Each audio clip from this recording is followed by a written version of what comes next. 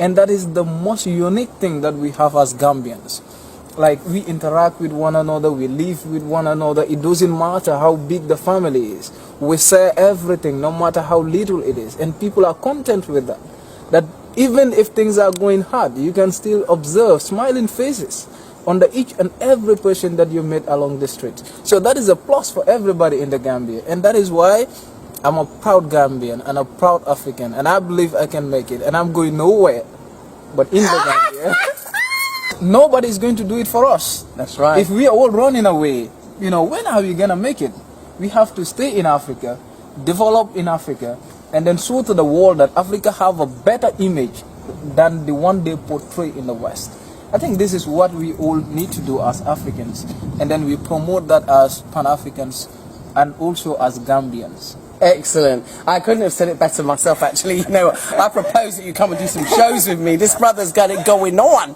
Yeah. But seriously, I think that the misrepresentation of Africa has, it permeated my brain, and I knew, because I was coming from a Pan-African background, but still, the images are forced upon us. So I think you young Gambians have a responsibility to show the other side of Gambia, the Gambia that, we diasporians and many people in the West don't see. They just don't see it. Exactly. I think that is the work of the academics.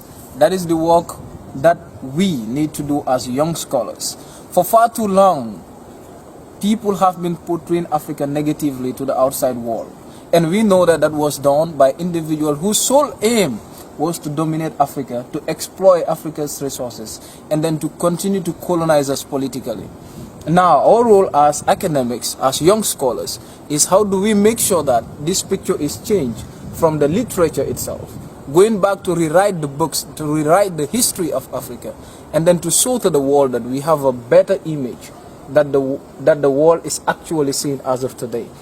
And then you also come to realize that we need to invest in Africa, because foreign investment always leads to capital flights and etc.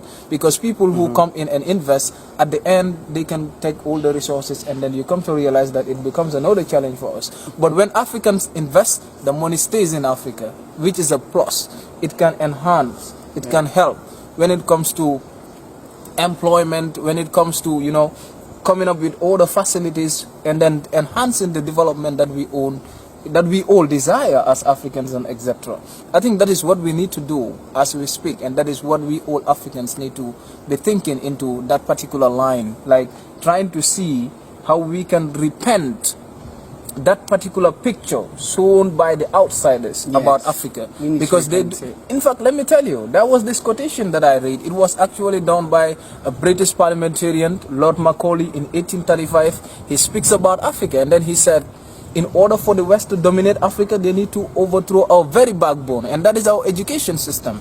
When we believe that everything that is Western is correct, then they can dominate us forever. Exactly. And that is 1835. They've been working on those bases. So today it is high time, because we know the realities. Let us try to rewrite the history. Let us try to work again and attract investment in Africa by Africans.